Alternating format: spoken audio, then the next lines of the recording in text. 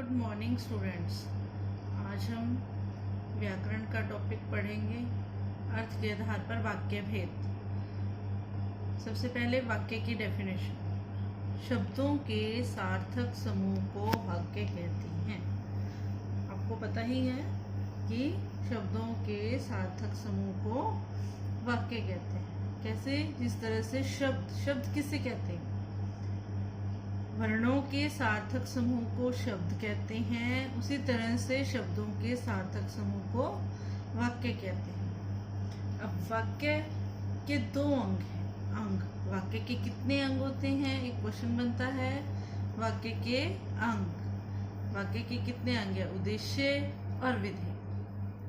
जो कर्ता होता है, सब्जेक्ट होता है, वो उद्देश्य कहलाता है, और जो क्रिया होती है वो विधेय कहलाता है। मतलब कि जो करता है, जो जितना सब्जेक्ट है वो तो उद्देश्य में आएगा और बाकी सारा विधेय में आएगा। और वाक्य के भेद। अब है वाक्य के भेद। वाक्य को कितने प्रकार से बांटा जा सकता है? वाक्य को दो प्रकार से बांटा जा सकता है, अर्थ के आधार पर और रचना के आधार पर। कितने प्रकार से बांटा जा सकता है? अर्थ के आधार पर और रचना के आधार पर। ठीक है। और हमारा 9th में टॉपिक है, विषय है अर्थ के आधार पर वाक्य भेद। अर्थ के आधार पर वाक्य के 8 भेद होते हैं। अर्थ के आधार पर वाक्य के 8 भेद होते हैं। नंबर 1, कथनात्मक वाक्य, प्रश्नवाचक वाक्य, आज्ञार्थक वाक्य, इच्छार्थक वाक्य, संभावनार्थक वाक्य, विस्मयादि बोधक वाक्य, संकेतवाचक वाक्य और निषेधात्मक या नकारात्मक वाक्य। ठीक है। अब हम इसको आगे डिटेल में पढ़ेंगे। कथनात्मक या विधानवाचक। कथनात्मक या विधानवाचक एक ही बात है। ये वाक्य सामान्य कथन होते हैं, मतलब इसमें कोई बात की जाती है, किसी के बारे में बात बताई जाती है। सिंपल वाक्य है।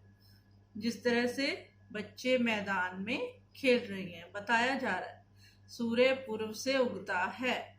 सिर्फ कोई बात बताई जाए तो वो कौन से वाक्य होते हैं? उसे हम कथनात्मक भी कह सकते हैं और विधानवाचक वाक्य भी कह सकते हैं। सेकंड है प्रश्नवाचक वाक्य। इन वाक्यों में क्या सिंपल प्रश्न पूछा जाता है, जैसा कि आप जानते ही हो। तुम कहाँ जा रहे हो? तुम कब आए थे? तुमने बताया क्यों नहीं कि तुम्हारी शादी कब हुई? मतलब किस तरह से भी प्रश्न पूछना। जिसमें भी प्रश्न पूछा जाए वो प्रश्नवाचक वाक्य। आज्ञार्थक वाक्य, जिसमें क्या है? आज्ञा, निर्देश, प्रार्थना, चेतावनी आदि भावों को व्यक्त किया जाता है। जिन वाक्यों में वो आज्ञार्थक वाक्य होते हैं, जिसमें आज्ञा दी जाती है, ऑर्डर दिया जाता है। तुम यहाँ से जाओ, तुम यहाँ से जाओ और अपने भाई को भेज दो। इस तरह से ऑर्डर वाले वाक्य जो हैं वो आज्ञार्थक वाक्य होते हैं। 4th पॉइंट है इच्छार्थक वाक्य। इन वाक्यों में इच्छा का भाव व्यक्त होता है। जैसे आपकी यात्रा शुभ हो, चलकर खाना खाया जाए, इस तरह से कि लगे कि इसमें किसी चीज की इच्छा जाहिर की जा रही है, वो इच्छार्थक वाक्य होते हैं। संभावनार्थक वाक्य। इन वाक्यों में संभावना व्यक्त की जाती है। संभावना का भाव आता है, संदेह की भावना होती है, जिसमें शायद, हो सकता है, संभवतः ऐसे शब्दों का प्रयोग किया जाता है। शायद आज बारिश आए, हो सकता है कि आज टिकट मिल जाए। इस तरह से संभावना, जिसमें संदेह हो। विस्मयादि बोधक वाक्य। इन वाक्यों में आश्चर्य, विस्मय, घृणा, हर्ष, प्रेम, शोक, भाव आदि के भाव व्यक्त होते हैं। इन वाक्यों के प्रारंभ में विस्मयादि बोधक अव्ययों के बाद विस्मयादि बोधक चिन्ह का भी प्रयोग किया जाता है। विस्मयादि बोधक चिन्ह पता है ना? देखो ऐसे वाला, वाह तुमने तो कमाल ही कर दिया, उफ कितनी भयंकर गर्मी है, इस तरह के। इसमें आदिबोधक चिन्ह भी जरूर आएगा उसमें।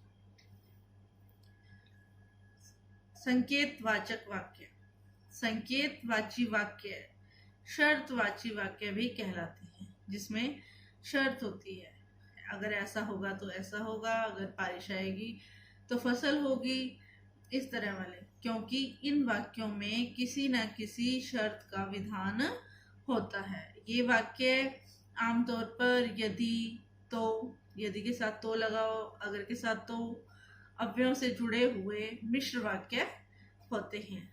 जैसे यदि बारिश ना आई तो हम लोग कहीं घूमने चलेंगे, यदि नौकरी मिल जाती तो बहन की शादी कर लेता।